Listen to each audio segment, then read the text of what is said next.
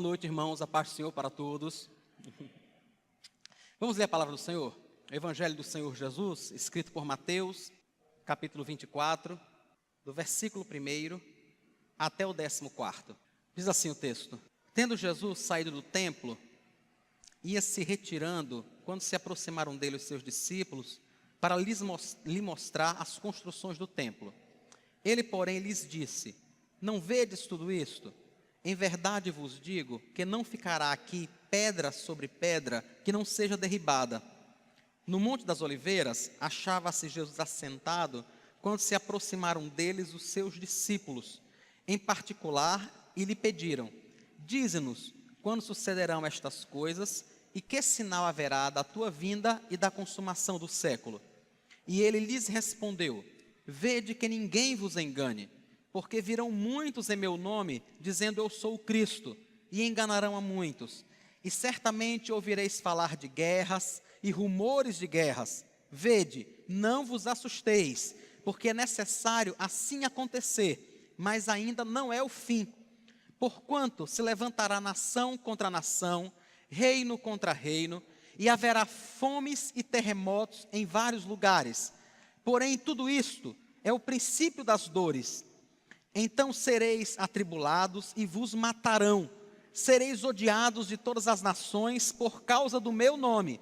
Nesse tempo, muitos hão de se escandalizar, trair e odiar uns aos outros. Levantar-se-ão muitos falsos profetas e enganarão a muitos. E por se multiplicar a iniquidade, o amor se esfriará de quase todos. Aquele, porém, que perseverar até o fim, será salvo. E será pregado este evangelho do reino por todo o mundo, para testemunho a todas as nações. Então virá o fim. Amém. Senhor Jesus, nós oramos ao Senhor, pedimos a Tua bênção sobre a nossa vida, sobre essa igreja aqui reunida, que a Tua palavra possa nos edificar, nos aproximar mais do Senhor e nos fazer viver para o louvor e glória do Teu santo nome. Nós te oramos no nome de Jesus. Amém. Irmãos, Jesus era um rabi. Um rabi é um mestre, né? Era alguém que desde o começo da sua vida na história de Israel, se destacava na leitura, no aprendizado da lei. E ao crescer, essa pessoa tinha sob a sua direção discípulos, pessoas a quem ele também iria ensinar a lei. Jesus, então, era um rabi, conforme diz o próprio Nicodemos em João 3, quando procura Jesus à noite, né, e diz: Rabi, nós sabemos que tu és mestre vindo de Deus. Ou seja, ele reconhece em Cristo este mestre. Era comum que os rabis pronunciassem sermões. Em determinado momento, eles falavam sobre algum tópico, ensinando os seus discípulos ou ensinando o povo em geral sobre algo. O Evangelho de Mateus registra 5 sermões de Jesus. O primeiro deles, que nós abordamos há algum tempo atrás, não todo, né? Mas nós falamos sobre as bem-aventuranças. Esse sermão, que é chamado também de Sermão do Monte, as bem-aventuranças é apenas uma parte dele, né? O Sermão do Monte toma os capítulos 5, 6 e 7 do livro de Mateus. E nesse Sermão do Monte, o Senhor Jesus estabelece aquilo que é o padrão do reino de Deus para os seus filhos. Como é que um cidadão do céu deve viver? Se você tem dúvida como deve ser a sua conduta, como você deve lidar nas relações de trabalho, como você deve lidar com aquelas pessoas que te chateiam, com aqueles que te perseguem, com aqueles que te oprimem de alguma forma, vá ao Sermão do Monte. Lá você vai encontrar a orientação do Senhor Jesus dizendo assim: olhe, ore pelo seu inimigo, ore por aquele que lhe persegue, ame na realidade essas pessoas. Esse foi o primeiro grande sermão de Jesus. Ele pronunciou um outro sermão que está no capítulo 10 do Evangelho de Mateus, onde ele fala sobre a missão do reino. Nesse capítulo 10, o que ele quer na realidade é esclarecer o que é que ele veio fazer e o que é a missão de cada um de nós. Ele vem esclarecer para a gente, irmãos, que nós não devemos ficar trancados entre 4 paredes. mas que nós precisamos anunciar o Evangelho constantemente e de todas as formas. Em especial, algo que nós precisamos lembrar é que temos que anunciar o Evangelho no nosso dia a dia. Algumas pessoas às vezes dizem assim: a igreja presbiteriana não é uma igreja de fazer muito evangelismo. Na realidade, o que acontece é que talvez sim, talvez a gente não faça tantas campanhas evangelísticas como muitas igrejas fazem. Talvez a gente não tenha muita atividade evangelística de cultos ao ar livre ou coisa parecida. E sim, nós precisamos fazer mais. Mas entendam uma coisa: o evangelismo que é mais eficaz, que é mais duradouro e que exige mais de mim e de você, é o evangelismo diário que nós fazemos no nosso dia a dia, no trabalho, na faculdade, na escola. Por exemplo, eu não tenho como ir evangelizar os colegas de Thaís, mas ela tem como fazer isso. Foi por isso que Jesus colocou ela lá. Foi por isso que Jesus colocou outras pessoas em diversos outros lugares. É aí que o evangelismo de verdade deve acontecer. É isso que Cristo quer tratar nesse sermão do reino, quando ele fala sobre a missão do reino no capítulo 10. No capítulo 13 de Mateus, ele começa a discursar sobre parábolas que falam um pouco sobre o que é o reino de Deus. É nesse capítulo 10 que ele vai falar sobre o evangelho, o reino de Deus, como sendo uma pequena sementezinha que foi plantada, que foi escondida num campo, e que em determinado momento começa a florescer, começa a crescer. Ninguém dava nada por aquela sementinha, mas daqui a pouco ela se torna uma árvore grande e frondosa. Capítulo 18. O Senhor Jesus, no seu quarto sermão, ele fala sobre o caráter e a autoridade da igreja. É um sermão eclesiológico, né? Nesse capítulo 18, Jesus estabelece como é que nós devemos nos relacionar na igreja. Por exemplo, uma coisa extremamente relevante que Jesus comenta nesse capítulo 18 de Mateus, o caráter e a autoridade da igreja, é o modo de tratar alguém que pecou contra você. A Bíblia diz que se alguém pecou contra você, você não deve falar para outro. Você não deve estar conversando com um, conversando com o outro, dizendo a não sei quem, que fulano fez isso comigo, fulano fez aquilo. Mas ir diretamente a essa pessoa e conversar com ela. Abordá-la e dizer: olha, você me ofendeu nesse sentido. E nós precisamos tratar sobre isso. Nós precisamos conversar sobre isso.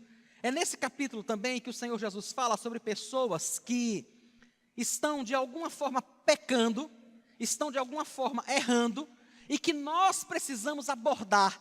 Nós precisamos ir até essas pessoas e dizer: olhe, não é assim que o evangelho do reino é vivido.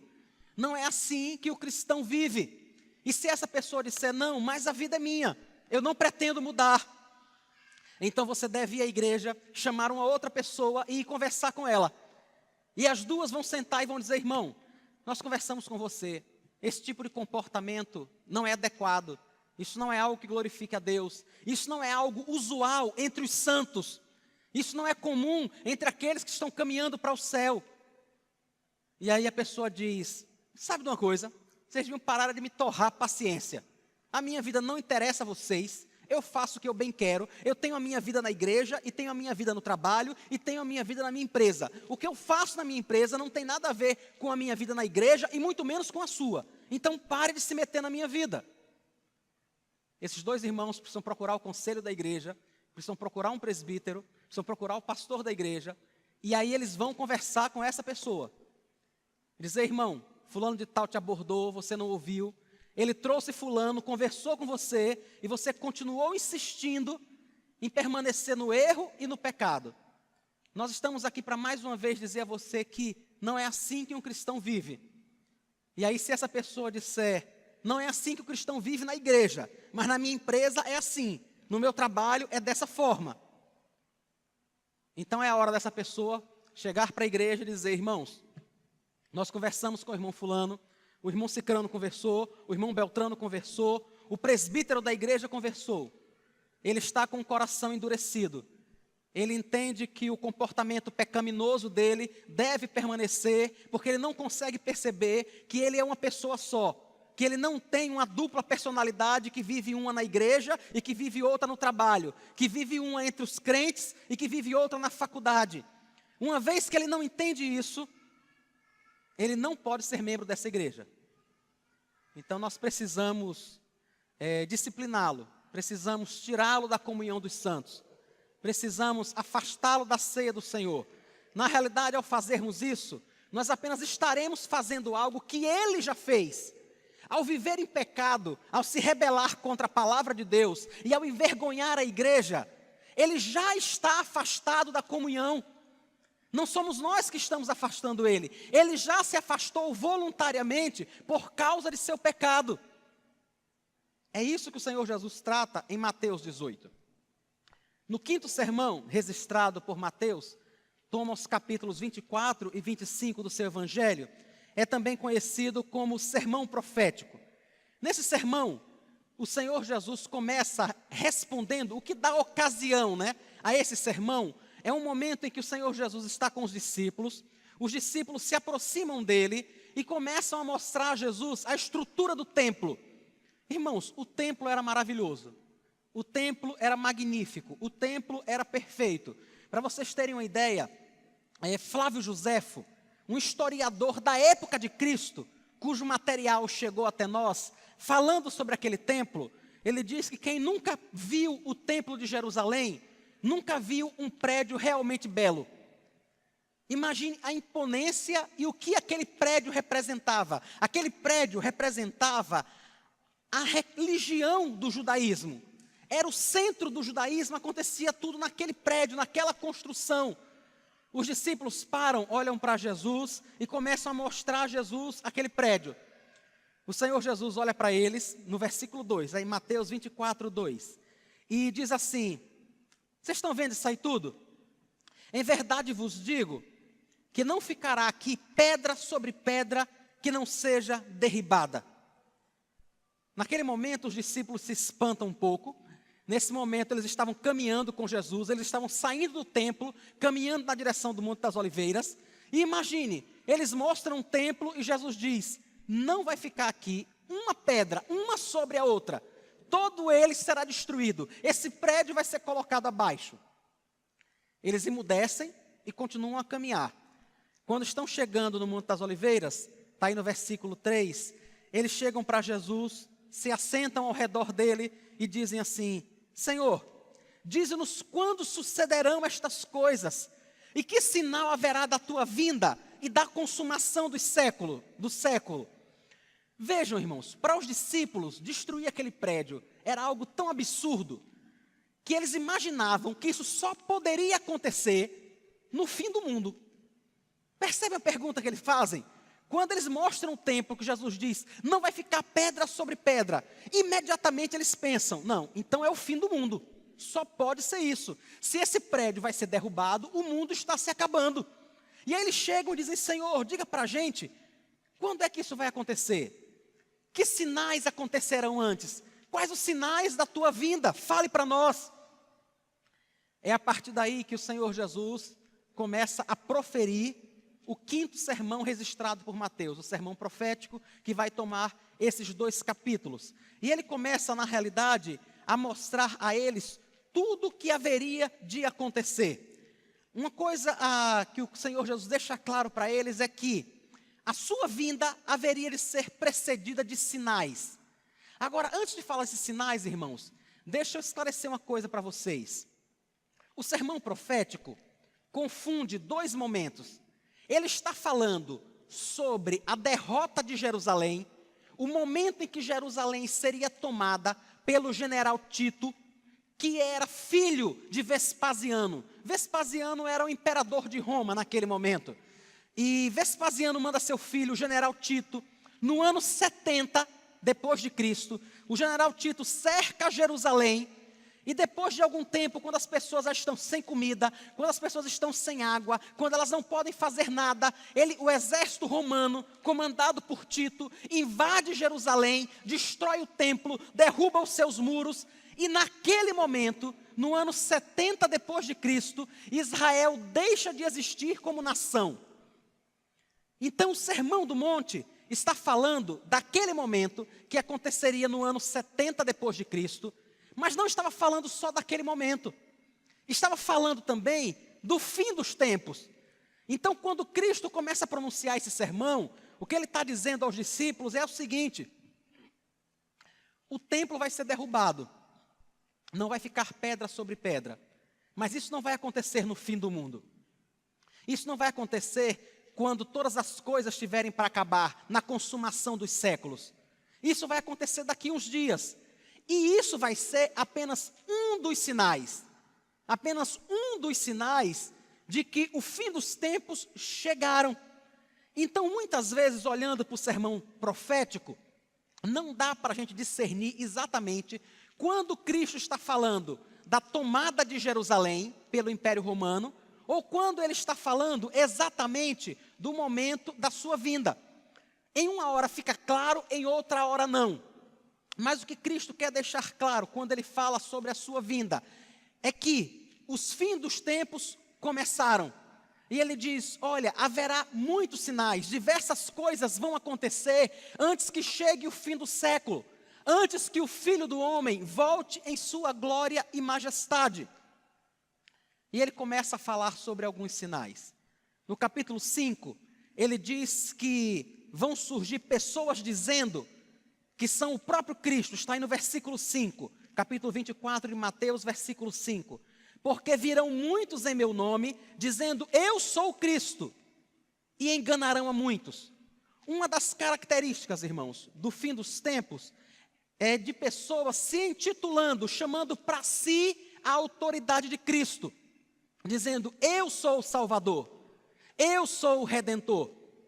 Aí você pode dizer: mas isso existe há muito tempo. Isso existe desde a época de Cristo. Não sei se vocês lembram, na realidade, quando Gamaliel, aquele sábio de Israel, quando Gamaliel impede que João e Pedro sejam presos, porque eles curaram aquele homem na Porta Formosa. Não sei se vocês lembram, as autoridades de Israel queriam prender Pedro e João. Gamaliel chega para as autoridades e diz assim: deixa esses homens, porque na realidade, se não for de Deus, isso vai se acabar. E Gamaliel inclusive diz assim: lembram que se levantou há algum tempo atrás um homem chamado Teudas, levou muitos após si, mas Teudas morreu, se acabou, e o movimento dele também se acabou. E aí Gamaliel diz: deixa esses homens, porque se não for de Deus, o que eles estão pregando vai se acabar. Mas se for de Deus, pode ser que nós nos encontremos lutando contra o próprio Deus. Ou seja, Gamaliel está deixando claro que já existiam muitas pessoas que se passavam por Cristo, desde antes de Cristo. Então, por que é que Cristo diz que isso vai acontecer no fim dos séculos? Por que é que ele diz que isso vai acontecer apenas nos últimos dias? É porque, na realidade, irmãos, os últimos dias começam com o nascimento de Cristo. O nascimento de Cristo inaugura aquilo que a Bíblia, que o Novo Testamento chama de o fim dos tempos. Não sei se vocês lembram, lá em Atos, quando os apóstolos e os discípulos começam a falar em línguas, que as pessoas começam a perguntar o que é aquilo. Pedro se levanta no meio deles e diz: isto é o que foi profetizado pelo profeta Joel, é o que foi profetizado por Joel, que nos últimos tempos derramaria do meu espírito sobre toda a carne. Ou seja, o fim dos tempos já tinha começado, porque os fins dos tempos, biblicamente, começa com o nascimento de Cristo, começa no momento que o Senhor Jesus vem estar com o seu povo. O autor aos Hebreus, capítulo 1, versículo 2, ele diz assim: tendo Deus outrora falado aos nossos pais, pelos profetas, nesses últimos dias, não é assim o termo que está lá, Hebreus 1, 2, nesses últimos dias, nos tem falado através de seu Filho. Ou seja, os últimos dias já tinham começado, nós já vivemos esse período. Então Cristo começa a falar para os discípulos e a dizer assim: antes que haja realmente a consumação de todas as coisas, antes que o Filho do Homem venha em glória e majestade, muitos sinais vão surgir. E um deles é na realidade que muitas pessoas se passarão por Cristo. Talvez você possa achar isso estranho.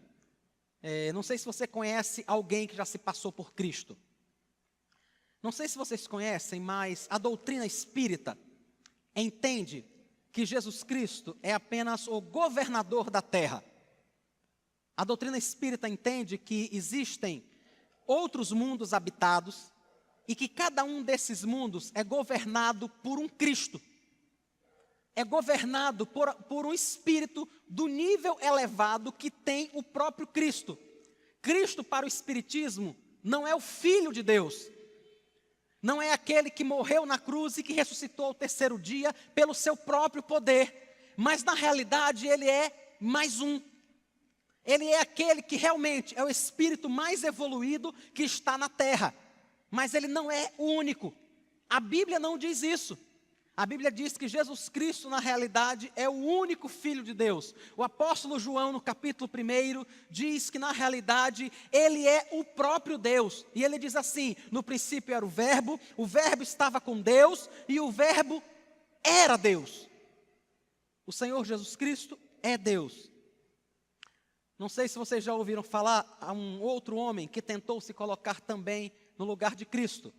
O nome dele é Maomé, fundador do islamismo. Tanto que a frase básica do islamismo é que só há um Deus, Alá, e apenas um profeta, Maomé. Alá é Deus e Maomé é o seu profeta. E tantas outras pessoas no decorrer dos anos arvoraram para si esse mesmo título de Cristo. O espiritismo é apenas mais um a propor isso. O islamismo é apenas mais um a propor isto. Um outro sinal que o Senhor Jesus falou sobre o fim dos tempos é que surgiriam falsos profetas. Está aí no versículo 11. Se você puder ler aí o versículo 11, Mateus capítulo 24, versículo 11. Não apenas pessoas se fazendo passar por Cristo, mas na realidade falsos profetas. Diz o versículo 11: levantar-se-ão muitos falsos profetas e enganarão a muitos. Isso tem acontecido, irmão. Demais. Eu acho que o nosso tempo é muito profícuo em ter pessoas que são, na realidade, falsos profetas, que criam empreendimentos para si, que dão o nome de igreja, mas que, na realidade, tudo que querem é glória e dinheiro para si mesmo. Pessoas que anunciam coisas que não estão na Bíblia, pessoas que pregam promessas que o próprio Cristo nunca fez, pessoas que anunciam verdades que são apenas delas, distorções na realidade daquilo que é a revelação do Senhor. E nós não precisamos falar tanto sobre isso. O presbítero Hélito deu uma aula apenas sobre esses falsos profetas no domingo passado. Apenas sobre eles. Apenas sobre o que essas pessoas têm feito ao distorcerem a fé. Agora é muito interessante notar, irmãos, que as pessoas que têm ido a esses lugares, a esses mercadores da fé, não são apenas vítimas, como a gente pensa. Muitas vezes a gente pensa, não, as pessoas que estão lá, elas na realidade estão sendo iludidas. Estão mesmo, elas estão sendo iludidas, mas elas não são somente vítimas. Elas estão lá porque é isso que elas querem ouvir. Elas não querem ser confrontadas com a verdade do Evangelho. Elas não querem ser confrontadas, na realidade, com o seu pecado. O que elas querem é ter uma terça-feira do amor, para elas poderem fazer um culto, uma reza, uma macumba, ou seja lá o que for, ir com uma rosa para casa, uma simpatia, e achar que vai achar um namorado. É isso que ela quer. É verdade, tem um falso profeta pregando isso para ela, tem um corruptor pregando isso para ela, mas é isso que ela quer ouvir também. Não tenha dúvida disso não, é isso que está no coração dela. Sabe por quê? Porque tudo que ela quer é um sabonete ungido para tirar o pecado dela. Ela não quer se arrepender, ela não quer parar de pecar, ela não quer parar de falar palavrão, ela não quer parar de fazer o que é errado. Ela quer pegar um sabonete que alguém comprou por R$90 e vendeu a ela por 190, passar aquele sabonete na cabeça, no corpo, e acreditar que agora está salva, que não tem mais pecado. Isso Cristo disse que é realmente um sinal desse fim dos tempos. Falsos cristos, falsos profetas.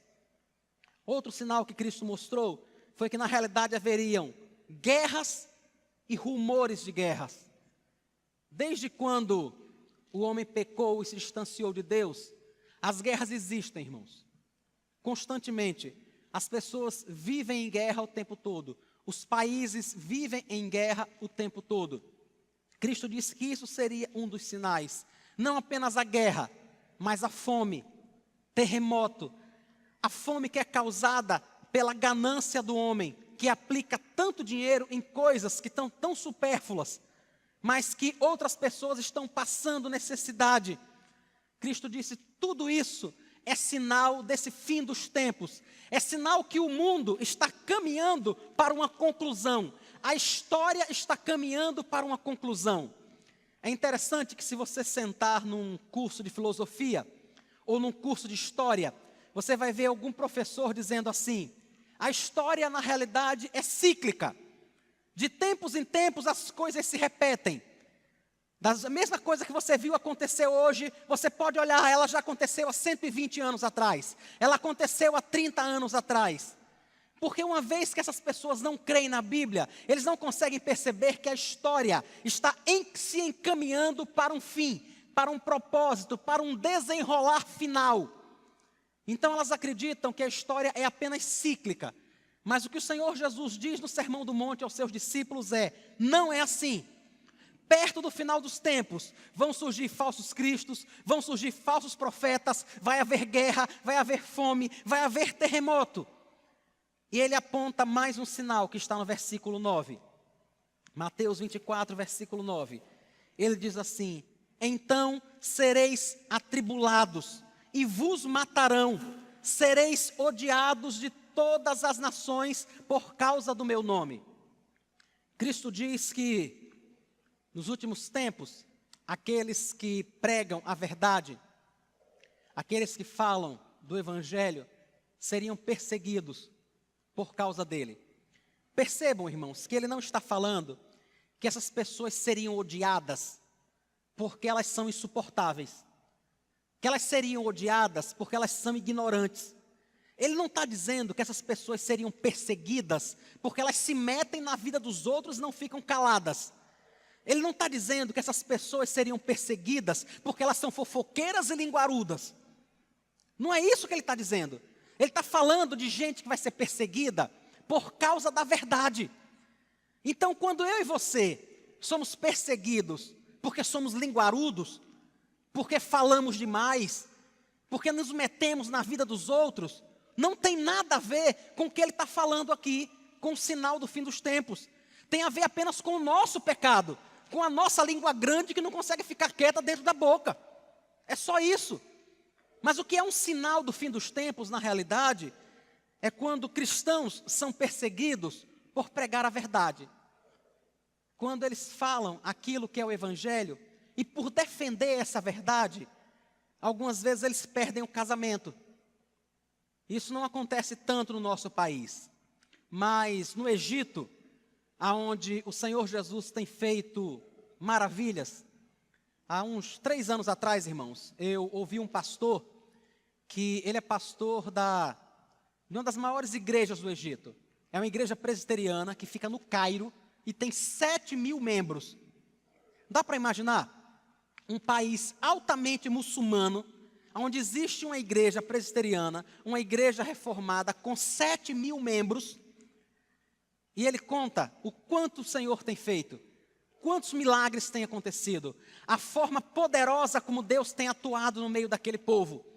Ele conta de pessoas que chegam na igreja, que nunca ouviram falar de Jesus, nunca, não sabem quem é, e que procuram ele, ou que procuram um membro da igreja, e diz assim, eu tive um sonho muito estranho nessa noite. Eu tive um sonho que eu via um homem pregado numa cruz. E depois alguém chegava para mim e dizia, vá naquela igreja e procure alguém e fale com eles. Dá para imaginar um negócio desse? Isso tem acontecido no Egito. Isso tem acontecido na China.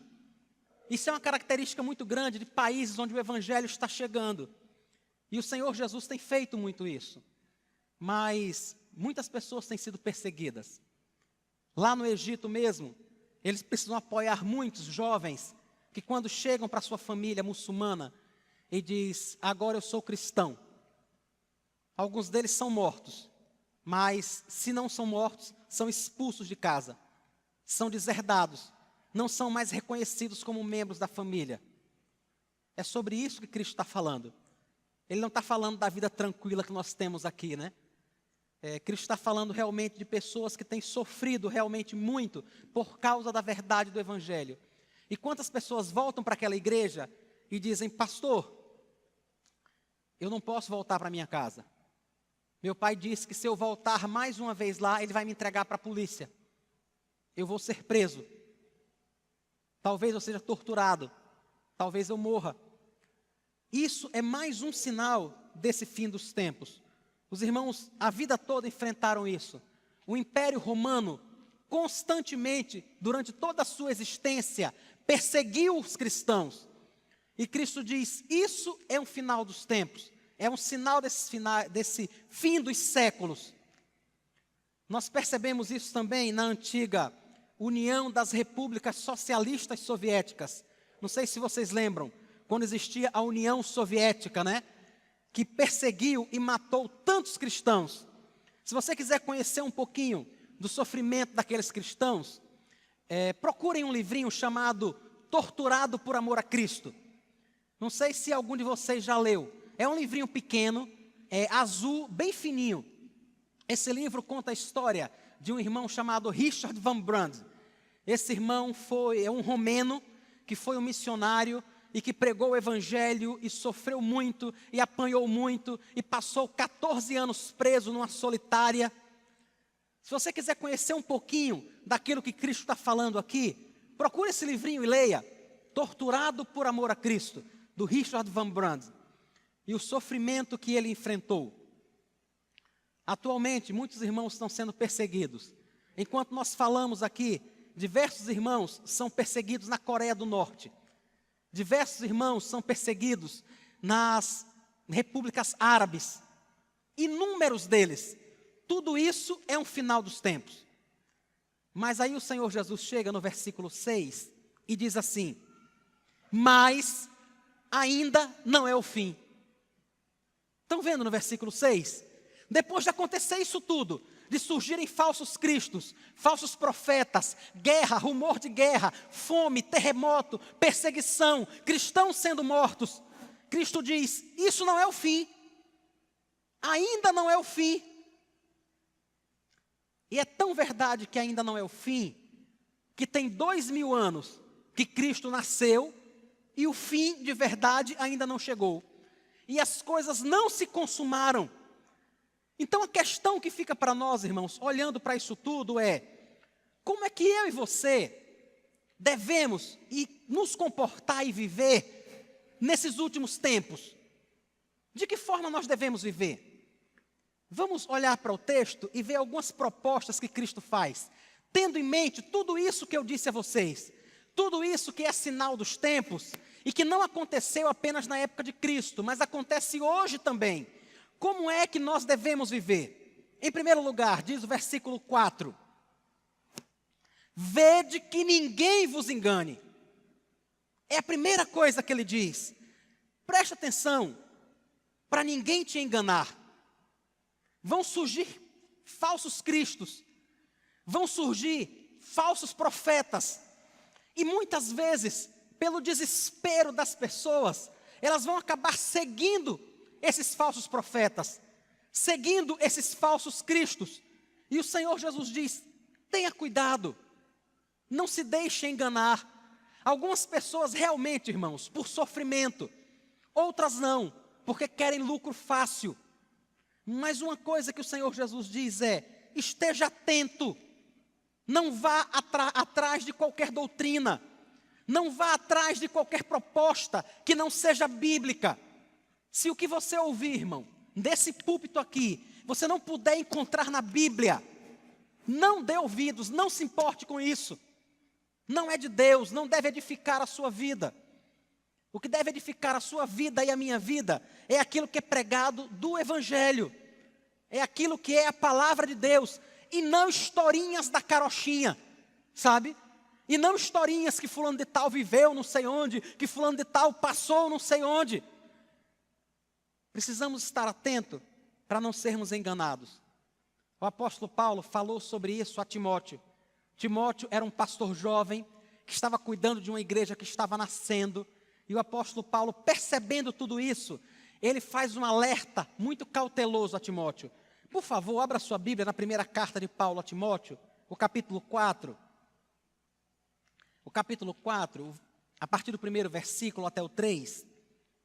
Paulo diz assim a Timóteo: ora, o Espírito, e esse Espírito que ele fala aí é o Espírito Santo. O Espírito afirma expressamente que nos últimos tempos alguns apostatarão da fé, por obedecerem a espíritos enganadores e a ensinos de demônios, pela hipocrisia dos que falam mentiras e que têm cauterizada a própria consciência, que proíbem o casamento, exigem abstinência de alimentos que Deus criou para serem recebidos com ações de graças, pelos fiéis e por quantos conhecem plenamente a verdade. É isso que nós precisamos estar atentos e cuidadosos, para não sermos enganados por esses espíritos enganadores, por esses ensinos de demônios, que Paulo fala a Timóteo. Paulo alerta a Timóteo e diz: Timóteo, alerte a igreja, converse com a igreja, diga aos irmãos, que quando os irmãos chegarem no trabalho, como acontece comigo às vezes eu chego lá no TRT, e alguém por brincadeira, é claro, mas o anúncio é de verdade, eu encontro um anúncio em cima da minha mesa: campanha dos 21 dias, traga seu dízimo, traga a vela e venha receber a bênção. Ou tantas e tantas outras coisas. Ou quando você está dirigindo o carro, no desespero de ter perdido o emprego, da dificuldade com as contas para pagar, e alguém fica lá do outro lado do rádio dizendo: olhe, se você está sem emprego e você quer receber um salário, primeiro dizime, faça um sacrifício, dizime, dê o dízimo daquilo que você não tem. E aí sim, Deus vai ter agora uma obrigação com você e vai lhe dar um salário porque você já deu o dízimo. Paulo diz a Timóteo: tenha cuidado, são espíritos enganadores, são ensinos de demônios. Eu e você precisamos estar alerta sobre isso, irmãos. A outra coisa que ele diz que nós devemos fazer diante desse quadro que existe no fim dos tempos, está no versículo 6. E ele diz: não vos assusteis. É o que ele está dizendo no versículo 6. Você vai encontrar, vai ouvir falar de guerras, de rumores de guerras. E ele diz: vede que não vos assusteis, porque é necessário assim acontecer.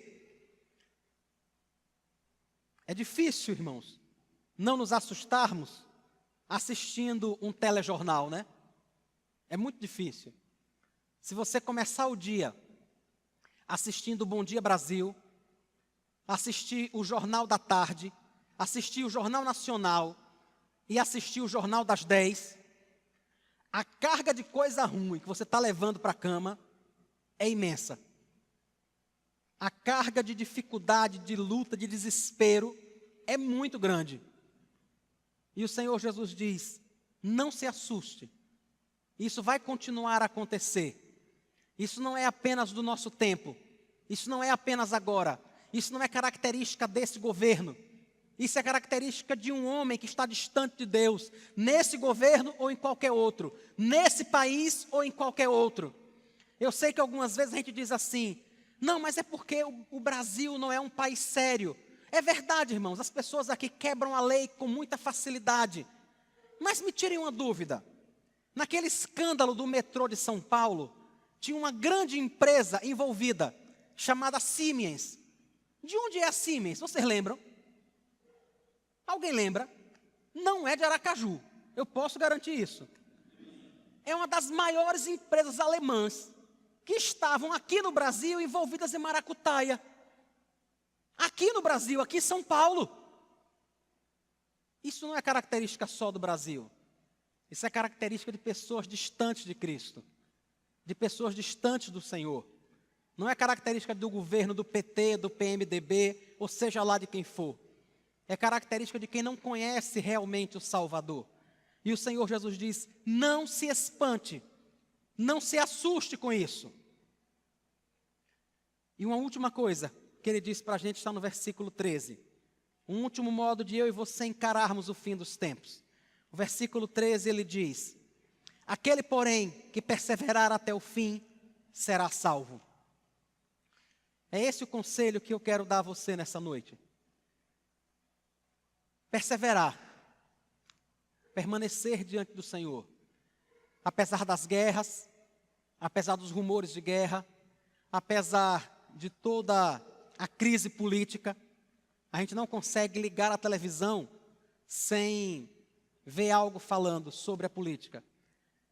O meu celular, a internet, a página inicial da internet do meu celular é o UOL. Sempre que eu abro a internet, tem uma tarja do UOL vermelha, dizendo assim, acompanhe as últimas notícias da crise.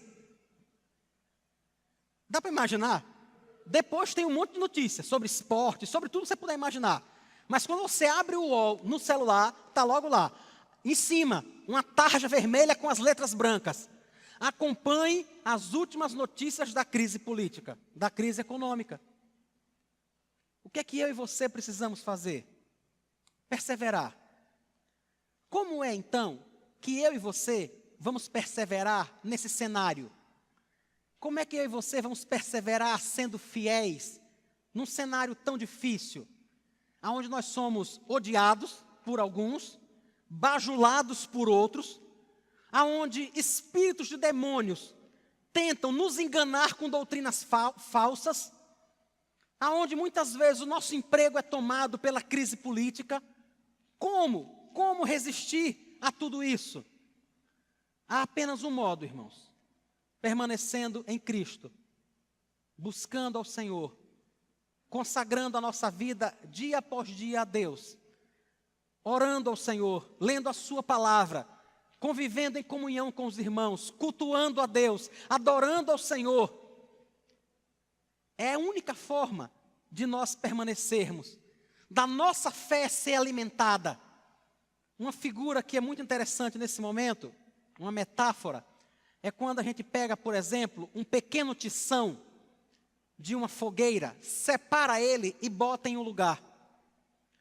Ele apaga imediatamente? Não apaga imediatamente. A fogueira está lá pegando fogo. Você pega um pedaço de brasa e você vai e separa ela da fogueira e bota aqui.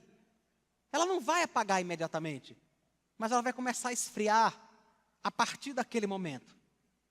A partir daquela hora, ela começa a esfriar. Um modo da gente resistir a tudo isso é não se afastar desse povo aqui. É não se afastar do culto do Senhor. É não se afastar da adoração a Deus. É não se afastar do serviço ao Senhor. De adorarmos a Ele com tudo que temos e com tudo que somos. O autor da carta aos Hebreus, no capítulo 10, no versículo 37, ele diz algo que é bem interessante. E ele está se referindo aqui à volta de Cristo. Hebreus capítulo 10, versículo 37. Ele diz assim, porque ainda dentro de pouco tempo, aquele que vem virá, e não tardará. Todavia, o meu justo viverá pela fé. Ele está dando alento àqueles irmãos. Está dizendo, irmãos, não se desesperem, não se angustiem, não se deixem enganar, não se assustem. O Senhor Jesus vai voltar. E diz ele, isso vai acontecer em breve. E aí no versículo 38 ele diz, o meu justo vai viver pela fé.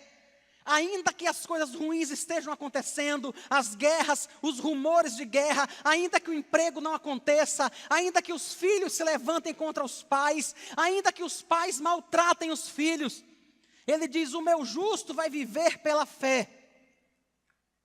E aí ele completa, de uma forma bem interessante, capítulo 10, versículo 38. Se retroceder, nele não se compraz a minha alma. Se retroceder, nele não se compraz a minha alma. Isso me lembra muito, irmãos, Isaías 53. Isaías 53 conta sobre o Senhor Jesus morrendo na cruz, e no momento em que Ele morre na cruz, Ele paga o preço pelos nossos pecados, e agora o próprio Deus tem prazer na minha vida, tem prazer na sua vida, não por causa de nós mesmos, mas por causa da morte de Cristo e do sacrifício dele que é colocado sobre a nossa vida. Então agora o Senhor Deus tem prazer na nossa vida. O autor dos Hebreus diz àqueles irmãos o seguinte: se você retroceder, você não está contemplado lá em Isaías 53. O Espírito Santo não habita em você. O Senhor não tem prazer na sua alma, não tem prazer na sua vida. É isso que ele está dizendo. Ele diz: olha, o Senhor vai voltar em breve, permaneça fiel, se segure com Cristo, leia a sua Bíblia, busque a Deus, permaneça na fé. Se você retroceder, o Senhor não tem prazer na sua alma. E aí o autor da carta aos Hebreus termina o versículo 39, e aí ele se inclui, e ele inclui aqueles que conhecem a Cristo, e como se ele estivesse respondendo para ele mesmo. Veja o que ele diz, Hebreus 10, 39. Nós, porém, não somos dos que retrocedem para a perdição, somos, entretanto, da fé para a conservação da alma. Glória a Deus. É isso que ele está dizendo. Nós não somos daqueles que retrocedem. E ele deixa muito claro, irmãos, o que o retrocesso significa. Veja o capítulo 10, versículo 39 de Hebreus. Dos que retrocedem para o quê, irmãos? Para a perdição. Retroceder é igual a perdição. Muito pelo contrário, ele diz: somos, entretanto, da fé. Aqueles que permanecem da fé são aqueles que vão conservar a sua alma. Então, em meio às tribulações que afetam a nossa vida, eu sei que algumas vezes, irmãos, a gente enfrenta tribulações, determinadas lutas, que a gente fica pensando: meu Deus, nunca foi assim. Nunca foi assim. Não é possível que tenha sido difícil assim para tantos outros irmãos. Mas foi, irmão. Foi e tem sido. Desde que Cristo chegou nesse mundo, muitos irmãos têm sofrido e chorado por esses 2000 anos de história da igreja. Aquilo que eu e você sofremos não é apenas porque tivemos um governo desastroso. Não é só por isso. Não é apenas porque o nosso patrão nos desempregou. Não é por isso só não. Aquilo que sofremos não é apenas porque um membro da nossa família está com uma doença incurável. Nós sofremos junto com toda a igreja que vem sofrendo desde que Cristo esteve no mundo, porque esses sinais do fim dos tempos não foram feitos exclusivamente para você ou para mim. Eles afetam a toda a igreja, afetam a todas as pessoas que estão nesse mundo. Todos nós sentimos, todos nós choramos. O apóstolo Pedro, no capítulo 4, chega a dizer: irmãos, não estranhem o sofrimento, não estranhem. Isso é normal, isso é rotineiro na vida de um povo que está caminhando para o céu, na vida de um povo que o Senhor se agrada da alma deles. O Senhor Deus se agradou da alma de Cristo. É isso que diz o profeta Isaías no capítulo 53. O penoso trabalho da alma do Senhor, o próprio Deus se agrada. E Deus se agradou de Cristo enquanto Ele sofreu. Nós estamos sofrendo também, porque nós vivemos nos últimos tempos. Porque nós vivemos em um mundo que parece que está de cabeça para baixo, que não tem mais valores. De jeito nenhum, irmãos. E não adianta esperar isso, porque não vai melhorar. Não vai. No próximo sermão vocês vão perceber isso. Não vai melhorar. Mas o que é que eu e você podemos fazer? Permanecer firme na fé. Permanecer firme. Não retroceder. Viver como quem vive realmente os últimos dias. Viver neste mundo. Desfrutar das coisas aqui como se não fosse daqui. Mas como alguém que está realmente caminhando para o céu. como alguém que foi arregimentado para estar na batalha. Você acha que alguém que está, irmãos, no fronte de batalha, vivendo o momento mais decisivo da sua vida, você acha que ele fica lá, aqui no WhatsApp? Dá para imaginar isso? Alguém está atirando de lá para cá, o soldado está no fronte de batalha e está aqui. Ninguém faz isso não, irmãos. Ninguém faz isso. A pessoa no campo de batalha, ele está atento para não ser enganado, para não ser morto, para não perder a sua própria vida. É isso que eu e você precisamos fazer. Estar muito atentos, porque o diabo, o nosso inimigo, está ao nosso derredor, procurando alguém que possa tragar, querendo destruir a sua vida e a minha vida. E ele vai fazer tudo o que ele puder nesse sentido. Mas o que é que eu e você precisamos fazer? Permanecer firme na fé. Nós não somos daqueles que retrocedem para a perdição. Somos, entretanto, da fé. Aqueles que perseveram na fé para a conservação da alma. Que o Senhor te abençoe e te sustente até a sua vinda. Até o momento que você vai encontrar o Senhor. Vamos orar? Senhor Jesus, nós glorificamos e exaltamos o Teu nome, Pai. E pedimos graça ao Senhor para vivermos esses últimos dias. Dias tão difíceis, Pai. Dias onde vemos guerras em vários lugares do mundo. Dias onde vemos a corrupção ser generalizada. Dias onde encontramos as doenças incuráveis, Pai. Bactérias e vírus tão difíceis de matar.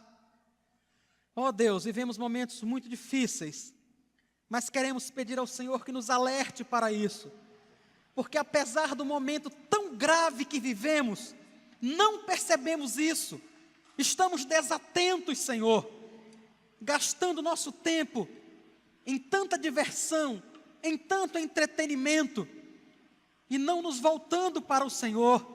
Desperta a Tua igreja, Pai, para o louvor do Teu nome. Desperta-nos para que não sejamos surpreendidos como aquele que é surpreendido por um ladrão. Que aquele dia não nos pegue de surpresa. Tenha misericórdia de mim, Jesus. Tenha misericórdia deste povo aqui. Ajuda-nos, Deus, a endeusarmos menos o entretenimento, a diversão e a buscarmos ao Senhor para a glória do Teu nome. Até que possamos estar com o Senhor um dia. Nós te oramos agradecidos, Pai, no nome de Jesus. Amém.